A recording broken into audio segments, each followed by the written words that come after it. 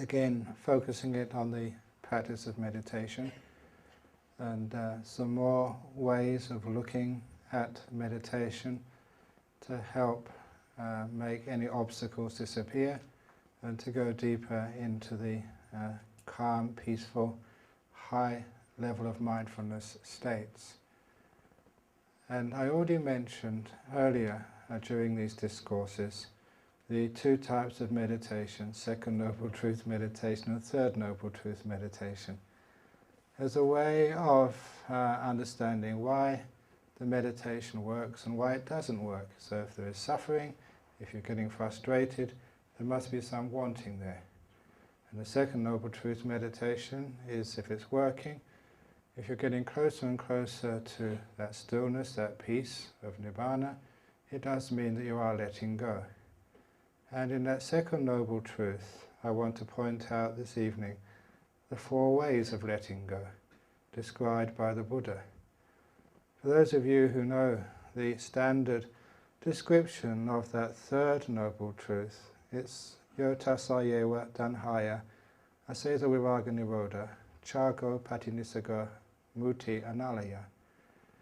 This is the letting go of those, that very craving, and namely the 4 ways of letting go, Chaga, Patinisaga, Muti and Analaya. And sometimes that we don't pay enough attention onto that particular part of the second Noble Truth. Too often we just say, let go of craving, but we don't pay attention to the 4 ways of letting go. And so this evening I'm going to be talking about those 4 ways of letting go, Chaga, Patinisaga, Muti and Analaya, in a way which hopefully can help you get deeper and deeper meditations. And the first of those terms, Chaga, as you will all know, is generosity, it's giving, liberality. And of course, I think I mentioned in passing that real giving is expecting nothing back in return. For example, that if you give dana, if you're real giving of dana, of say food to the monks, it's not expecting an anumodana afterwards or a sermon. You're giving it just for the sake of giving.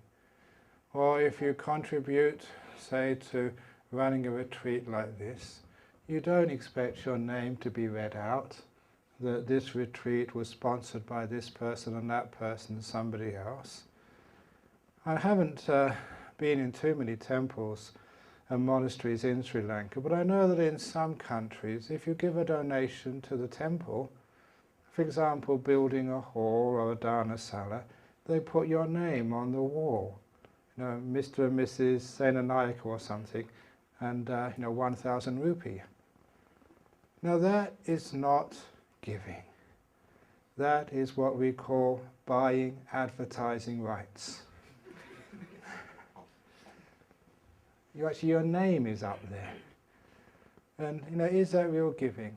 No, because you're getting something back in return. And it's the same with all other types of giving. Very often in the West, if you give a donation to a charity like a Buddhist society, you get tax credits. And again, that's not real giving. You're getting some benefit back. It is doing business. And so I've been encouraging many people, those who really want to practice the real Chaga, the real dana in the West, if you want to give a donation, don't put your name on the bottom. Make it anonymous. If you are going to help build something, give it anonymously. And one of the most inspiring donations which I received for one of our projects in Australia, I don't mind saying this because it made me so inspired. Many, many, many years ago that we decided in Perth, Australia, to have a monastery for women. We had a monastery for monks. We didn't really have any place for nuns to practice. And I think you may know that even in the time of the Buddha, say if the monks and the nuns associate too closely together, there's always problems there. So we wanted a monastery for the monks and a monastery for the nuns, separate. So when we first floated that idea to people, we started a fund to raise money to buy some land for our nuns' monastery in Perth. And we maybe had a few $1,000s in there, but nowhere near enough to buy any land. And the big breakthrough came when this gentleman came to see me, and he wasn't dressed in fine clothes. He was dressed in the sort of clothes which maybe a builder on a building site would wear. And he came to see me and he said, "I've heard you're building or trying to build a monastery for nuns, for Buddhist nuns." And I said, "We haven't even started building yet, we haven't even got any land yet, but we're collecting some money to buy some land." And he said, "That's a wonderful idea." He was a Caucasian Australian. And he said that last week my wife gave birth to our first child. It was a girl. And she said, "I'm a Buddhist, and I've heard that you want to make an opportunity available for women to practice the monastic life. Now, my girl is only 1 week old, and I'm a Buddhist. I'm not sure if she's even interested in living monastic life or even becoming a Buddhist, but I want that opportunity for her, that when she grows up, if she wants to be a Buddhist nun, that she can." And he handed over a cheque for $250,000 Australian dollars. I'd never seen him before, and I never saw him again. Now that's called chaga. I must admit that my hand was shaking when I received such a huge cheque. That was a huge amount of money. And that actually got our nuns' monastery started. But what really impressed me, that he was not interested in getting a tax receipt. He was not interested in having his name. In fact, I cannot remember his name to this day. It just was an act of gratitude for the birth of his first child, and making an opportunity available, maybe in the future, for her to be a Buddhist nun if she so wishes. Now those are the sorts of acts of chaga, of generosity, which are so inspiring, not so much for the amount, but for the way it was given, anonymously, not expecting anything back, but just giving, expecting nothing back in return. Now that was always my idea of generosity, to give, expecting nothing back in return.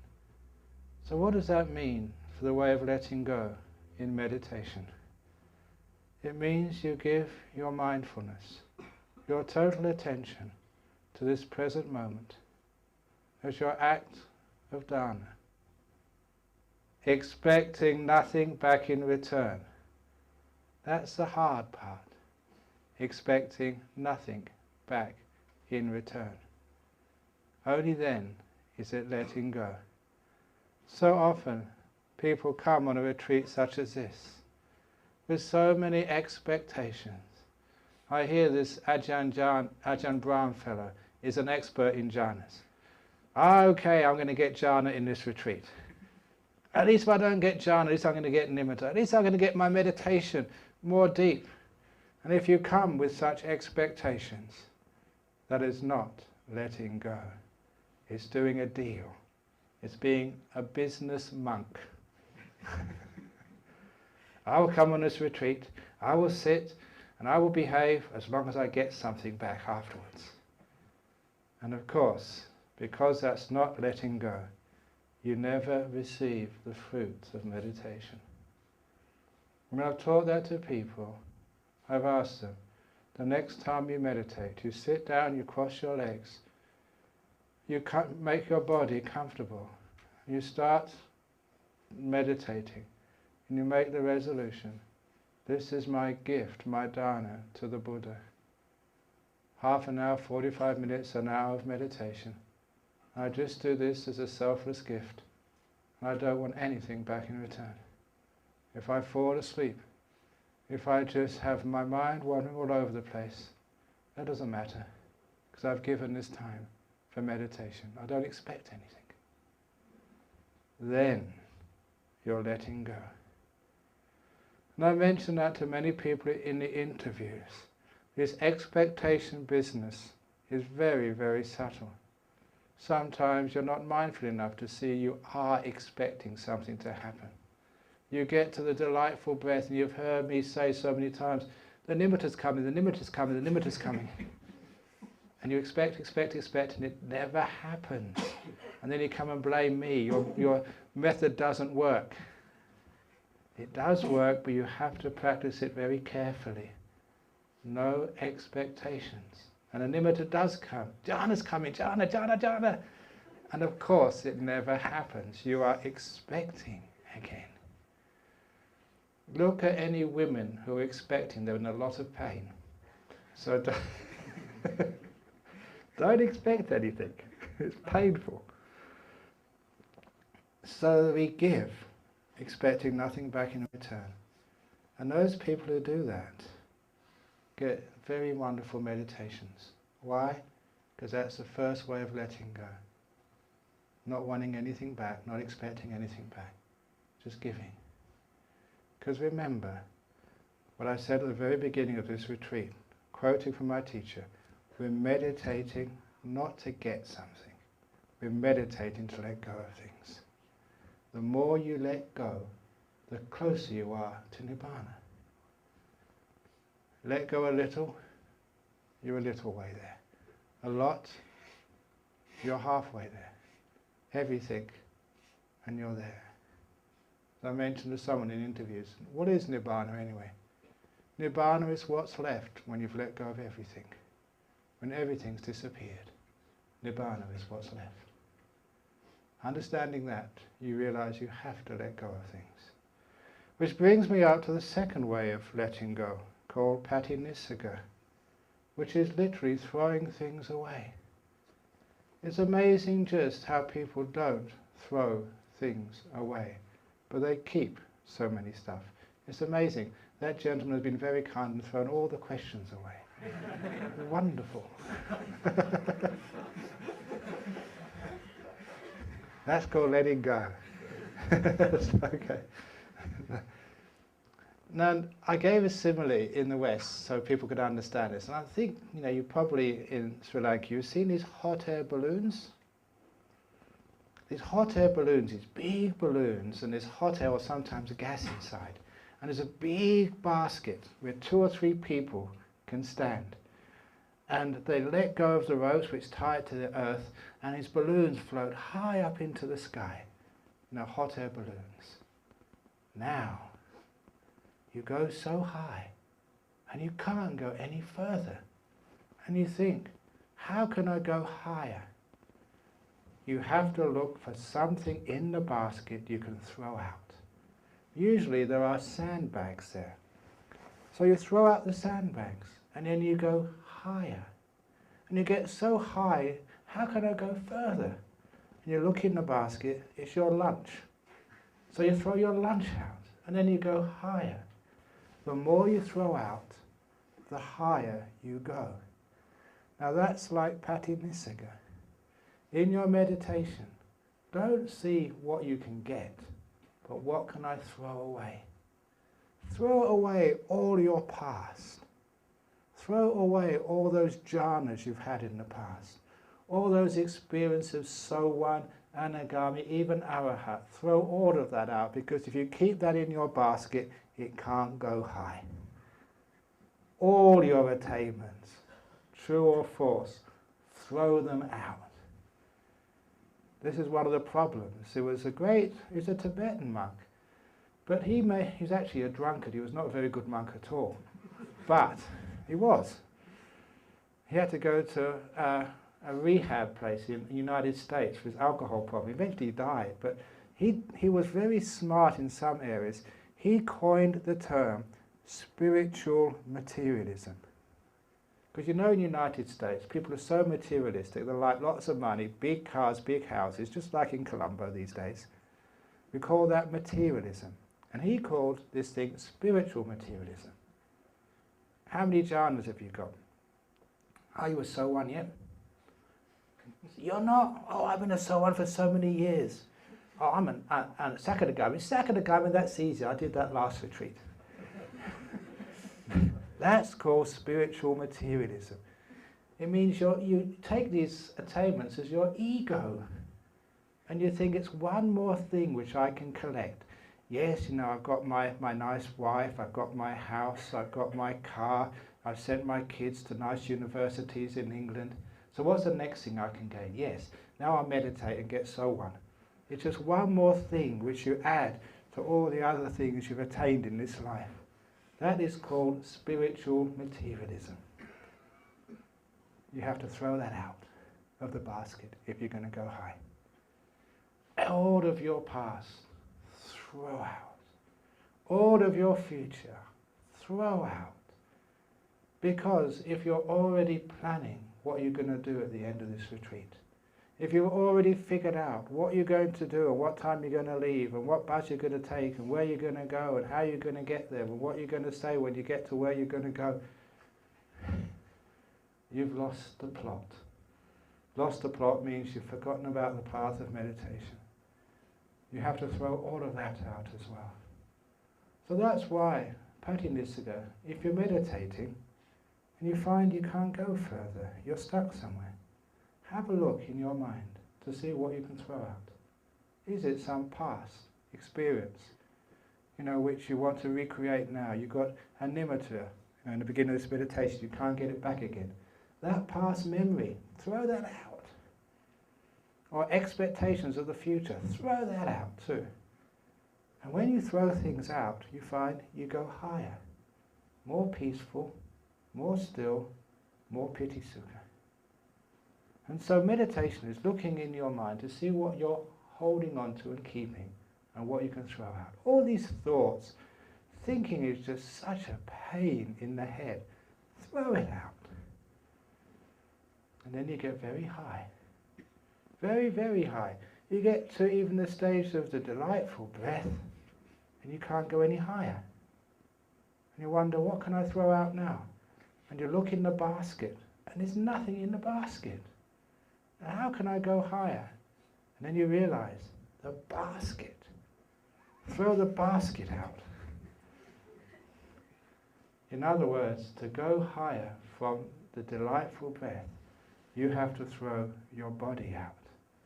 Let go of the five senses and this body business. Throw it away. That's like the basket in which you live. In English, a basket case is something which is totally useless, a waste of time, a total sort of pain. That's your body. Your body is basket case. It's going to get old and sick, never does what it wants. So it is like a basket. Throw it out. And when you let go of the body, then you get into this beautiful nimitta stage. Beautiful, beautiful lights. It's like in the hot air balloon. You're holding on to the balloon. You're holding on there, and how can I go higher? What can I do next? And then you realize, to go from the nimitta to jhana, you've got to throw you out. You've got to throw you off. And then the balloon goes all the way into jhana realms. All the time you're throwing something out. To get from delightful breath to nimitta, you've got to throw the body out. Chuck it away, waste of time. And to go from the nimitta to jhanas, you've got to throw your sense of self out. Especially this control of this doer. You have to be so still. You have to throw out all control. Let go. That's why it's called letting go. A gradual throwing things away. To have less, not more. It's easy for monks to let go of material things. You can do that. You can live very simple in little hermitages with very few possessions, just a couple of robes, a little clock or whatever. But the hard thing for monks to throw out, and nuns, is this inner stuff.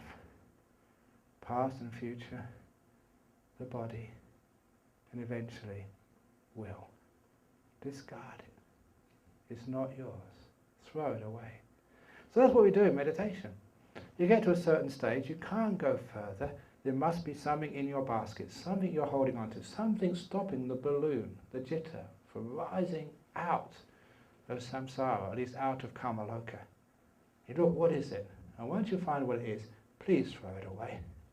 It doesn't belong to you anyway. It's an attachment, it's a burden, it's heavy. let it go. And that's called throwing things out. The third way of letting go, this is my favourite, muti. Muti means freedom. But what does freedom truly mean? To understand this, there's a story which I've told many times. I'm going to repeat now because some of you haven't heard this. And it's a story when one of my monks in Australia went to teach in a high security prison. And there was many meditators wanting to learn meditation in prison. In fact, I started this maybe 7 years ago. I went into a high security jail in Australia because I was invited there to teach meditation. And in that prison, there was maybe about 106 or 7 prisoners. And about 102 of them came to my class. Nearly all the prison. And I thought that was amazing. I had this hall packed with prisoners. And I was impressed. I never thought that prisoners who'd done these terrible crimes would be interested, in religious or spiritual things like meditation.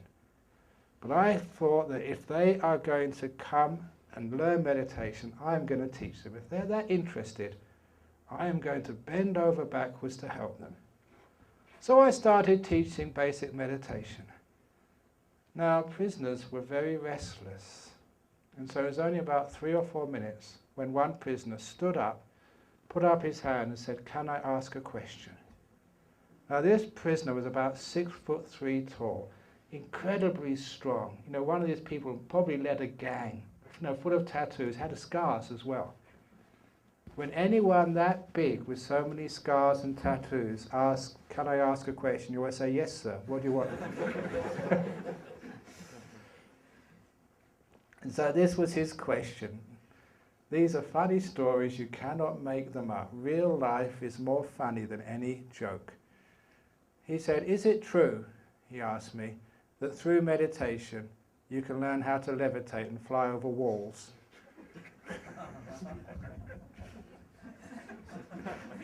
And then I realised why 102 prisoners were at my class. They were not interested in developing their faculties and becoming enlightened. They just wanted to learn how to levitate so they could escape. They were very stupid. So when I answered, quite truthfully, it's very rare for someone to be able to levitate. It takes years and years and years of practice. The next week when I came, there were only 3 prisoners turned up. They were the ones who were really interested in developing themselves. The rest, they just wanted to escape. But anyway, this monk, because I got very busy on other things, so he went to one of these new prisons. He was taking a class of maybe 4 or 5 prisoners every week. And after a few weeks, the prisoners asked him to stay behind. To give him a cup of tea, some gilampas, and to talk to him. And they wanted to know what it was like being a monk in Australia. So he told them the routine. In monastery in Perth, we get up at 4 o'clock in the morning. And when they said 4 o'clock, the prisoners were shocked. 4 o'clock in the morning! Now, even murderers don't have to get up until 6 in prison. And then they asked, "What do you do at 4 o'clock in the morning? Can you watch the TV, get the late night movie?" So we don't have TVs in Buddhist monasteries. We meditate in the morning. And they thought, "Oh, okay, we understand, you're Buddhist monks, you meditate. But then, do you have breakfast?" And in our monastery, we do have a breakfast. Not all monks have breakfasts. But this one, what we do usually have, we have like a cup or a mug, and we can have some cereal in it, and that's all. And the prisoners said, "This is high security prisoners, very bad people in here, and we have a choice of food. You can have bacon and eggs, you can have pancakes and toast, all sorts of cereals and fruit. You can have a great choice." "Not in my monastery," he said. "Now what do you do, after the morning dana?" And actually, in monastery in Perth, we do some chores in the morning. And sometimes we work very hard. even I work hard as well, because it's good exercise for me, because sometimes, already you get fat if you just sit here talking and meditating, so exercise is good for you. And we do useful exercise, like helping maintain and build a monastery. I remember this one occasion, we'd been doing some building, and we're mixing concrete. And so, even though I'm a big monk, I also give a hand. And when you're mixing concrete, you get cement all over you. So I had splatters of grey on my head and on my robe. And I was going back from the hut we were building, back to my room for a shower, and I happened to pass. It was a Sri Lankan lady who was visiting. Now, she must have been a very high-class Sri Lankan girl. She had an expensive sari and so many jewellery that she rang louder than the bell. Clink, clink, clink. You could hear her a mile away. And she came up to me and said, I'm looking for Ajahn Brahm, the abbot. And I've got a sharp mind. I'm very quick. I said, if you go to the Dharmasala, he'll probably be there in about 10 minutes. So she said thank you and went to the Dharmasala. I quickly went to my room, had a shower, changed my robes, and went to the Dharmasala. And we had a nice discussion about Dhamma, at the end of which he said, oh, thank you so much, that was very inspiring, and you've got a beautiful monastery. But if you don't mind, there's one thing I would like to let you know. On the way here, I saw one of your monks, and he was very dirty and sloppy, and that's not appropriate for a Buddhist monastery. And of course, that was me. And she didn't recognize that. So I told her, thank you for letting me know. We're always open for admonishment, being monks. I'll talk to that monk later, madam. And I wasn't lying. She never realized it was the same person. So we worked. And when we told the prisoners in Australia, they don't have to work very hard at all. And they were quite shocked. They said they'll never make us work like that in our prison. We go and riot. So what do you have for lunch? And we said, no, we have lunch. Over here, I must admit, I do indulge, I eat off the table, but we have bowls and we eat out of a bowl. You know what it's like eating in bowls? Especially like Western food.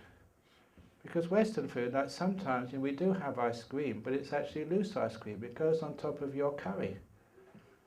Many times I've had ice cream on top of spaghetti. And it all melts in there. And all the sort of the chocolate goes in the spaghetti sauce. It's disgusting. And these prisoners say, they'll never do that in prison. In prison you get this metal tray with different compartments. So you can put your rice or your potatoes in one, your curry or your vegetables in another, and your sweet on another. They say, what do you do after lunch? Can you monks play sport, like have a game of soccer or table tennis? No, monks don't play sport. So what do? We meditate. Phew, that must be tough. But what time do you have dinner? Because these were Australian prisoners. They didn't know what it was like in a monastery. So they said, we don't have dinner in a monastery. They don't feed you. We have dinner. We also have supper. We can get some snacks as well. No dinner. Crikey, what do you do then in the evening? Can you play cards, a game of poker? No, we maybe do some chanting, then we do more meditation. Oh God, more meditation. That must be terrible, but what time do you go to bed? And of course, like many monks, in monastery in Perth, we sleep on the floor. They don't give you a bed. Even in solitary confinement, they give you a little bed to sleep on. And when he described what it was like in a monastery, a Buddhist monastery, even in the West, it was much, much worse than a prison for people who've done crimes in Australia. So one of the prisoners, he forgot where he was, and he cared for this monk. He said, that's terrible where you have to live. That's so bad where you have to live. Why don't you come in here and stay with us instead? And he had a point. It is much more comfortable in prison than being in Bodhinyana Monastery in Perth. certainly in Australian prisons. I'm not sure about Sri Lankan prisons, that might be a bit tougher. But certainly in Australian prison, you can get to watch the TV. You can't do that in monastery. You can get to have nice food, whatever you want in the morning, not in monastery. But it got me thinking, why is it, or what is the difference between a Buddhist monastery and a prison? What's the essential difference? And of course the difference is, in a prison, doesn't matter how comfortable it is, you don't want to be there. In a monastery or on a retreat, you want to be here. And that is the difference between being in prison and being free. Whether you want to be here or you don't want to be here. And to me, any place you don't want to be becomes a prison for you. If you're in a job you hate, your job is a prison. Your office is like a cell. You want to get out as soon as possible. If you're in a body which is hurting, it becomes a prison for you. If you're sitting listening to a talk and thinking, when's it going to end, when's it going to end? The talk is a prison for you.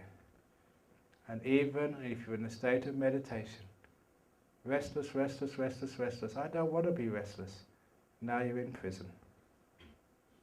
How do you become free? Muti. You don't need to get rid of your achy body, or not even change your job. You don't need to get out of the hall where the bhana is being given. You don't need to get rid of restlessness or sloth and torpor to feel free.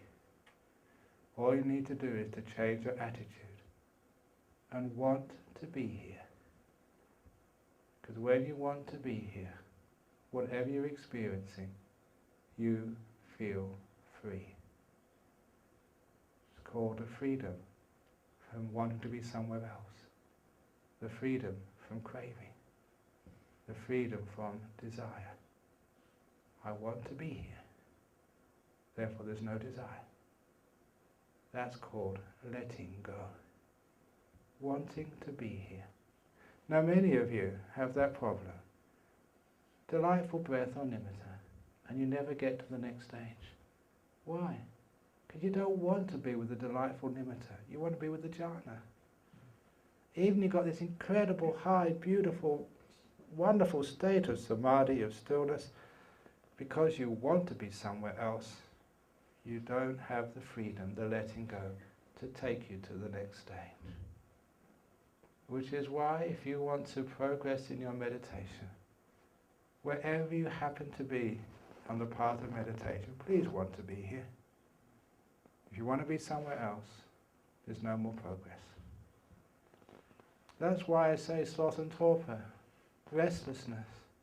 The problem is, you don't want to be restless. That's the problem, not the restlessness. I don't want to be restless. I want to be my jhana. I don't want to be sick. I want to be healthy. I don't want to be here on this hard seat. I want to be on my nice soft bed. If you want to be somewhere else, you're in prison. You've lost freedom. If you want to be here, then you are free. Well, I've practiced that many, many times in meditation. I'm sitting here just watching whatever object is in my mind right now. And there's a blockage. Can't go anywhere. And I realise I want to be somewhere else. I say, you just made a prison for yourself, Ajahn Brahm. So I will just want to be here. Whatever I'm experiencing, whatever stage, I just want to be here. This is good enough for me. Then I feel this incredible freedom, and then the whole meditation path carries on automatically. You'll find all blockages, all hindrances are wanting to be somewhere else. Wanting to be here frees those hindrances, and you just carry on deep, deep, deep, deep, deep.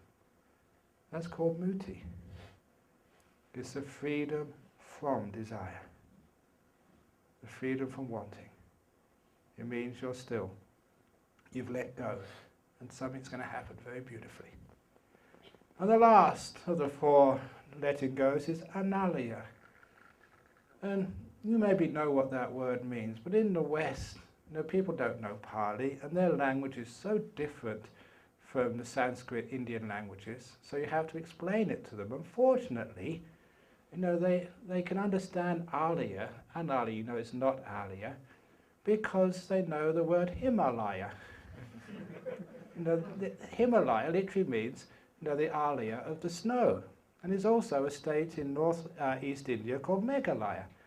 That's the Alaya of the clouds. These are the place where these things settle and stay. So Analaya means there's no place where anything can stay. It's a mind which has got no place where you can hook onto it. No place where anything can linger. In the West, I gave it a word because many of you, maybe ladies who work in the kitchen, know that there's a substance called Teflon. It's like non-stick surface.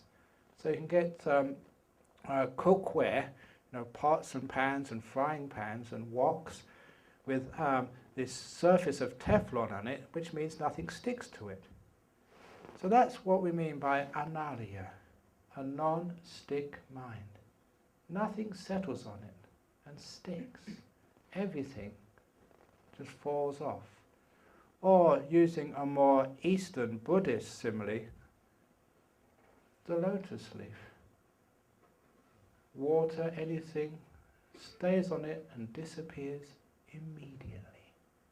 Nothing stays. You don't hold on to anything. Neither the good things nor the bad things. Everything just vanishes as soon as it touches the lotus leaf. That's having the Analaya mind. Because one of the problems is you get some nice states of mind, like a nimitta. You stick onto it, you grab it. And what happens? You stop the process happening. Actually, the nimitta disappears. If it's non-stick, the nimitta, the stillness stays. So developing a non-stick mind, which doesn't grab onto anything, which doesn't hook onto anything.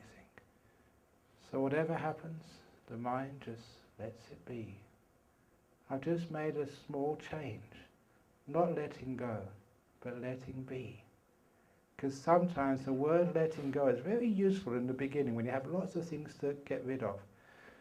But as I mentioned to one meditator in the interviews this afternoon, sometimes if you have like a beautiful nimitta, the word letting go can sometimes be misunderstood. You're letting go of the wrong thing sometimes. Sometimes you let go of the nimitta, which means you miss out. What you're supposed to be letting go of is the controller. So at that particular stage, it's very helpful to say, let it be, which means you're not controlling or interfering with anything. If it wants to stay, it can stay. You let it be. So in the deeper stages of meditation, it's more helpful to understand you're letting go of the will, the doer, the agitator, so whatever's there is not interfered with, so you can let things be. So it's a small little change, but it's very effective. Certainly nimitta stage. Don't let it go. Let it be. And that sound has now disappeared. It's gone. Analaya doesn't stick to you. So don't go thinking, who was that? I'm going to tell them no more mobile phones. Now if you start thinking like that, something gets stuck to your mind. And you know what happens when it sticks to your mind. It ruins everything. So whatever disturbance happens, it's a disturbance for one moment. But if it echoes in the mind, it disturbs you for a long time. Just like that story, this is just Dhamma, of someone calls you a lazy pig. What do most people do? They call me a lazy pig. They've got no right to call me a lazy pig. I'm a monk, not a lazy pig. And then, if you're wise, you realize they've just called you a lazy pig 3 more times. Every time you remember it, they're calling you a lazy pig again. So instead of keeping these things, have a mind of Analaya. They call you a lazy pig, and it's gone, finished. You don't even remember it. In other words, it doesn't stick to your mind. Which means they can only call you a lazy pig once, and then it's finished with. Instead of 3 times, 10 times, 100 times. Even if they've hurt you in the past, they only hurt you once. But every time you remember it, what they did, you allow them to hurt you again. That's the opposite of anulaya mind, which sticks to things, and very often unpleasant, painful things. So it's a mind which lets go. Nothing sticks to it, which means it's pure and peaceful and still. You're letting go. So those are the 4 ways of letting go, which were described by the Buddha in the very first teaching, the Dhammacakkappavattana Sutta. And sometimes you just pass through these things and just thinking about the craving, the ending of craving, and the Eightfold Path. So I've just focused on a very small part of a very major sutta, a tiny part. But there's immense help, especially for the practice of meditation. I'm not just telling you letting go, I'm telling you how to let go. Give, expecting nothing back in return. No expectations. In English, expectation is the opposite of inspectation. You're not inspecting, you're not looking inside, you're looking somewhere else in the future. No expectations. See how much you can get rid of. You're not trying to attain something. Don't think that so one is a certificate I will give you at the end of this retreat. So one is tearing up all certificates. You don't exist. Who can be a so one? It's only when you disappear, when you don't want to be a so one, then you can be a so one. If you want to be, no way. So these aren't spiritual attainments. They're spiritual disappearances, vanishings, the opposite of materialism. It's throwing things away, not getting more things. And it's freedom. Freedom from desire, freedom from wanting. Just happy to be here, wherever that happens to be. And lastly, a mind to which nothing sticks. The last moment it could have been a great jhana. It's gone now, nothing to do with me. Nothing sticks to you, which means you're totally free. And you travel through the path of meditation, carrying no baggage. Those are the 4 ways of letting go, according to the Buddha. If you understand those, your path of meditation is so easy. Understand how to let go. Oh, I did mention later on, just change the word slightly to letting be. And then you find you're not throwing away limiters and the beautiful stuff. You're letting it be. You're throwing the stuff which stops the limiters developing. Let it be. So that's the talk this evening. The 4 ways of letting go.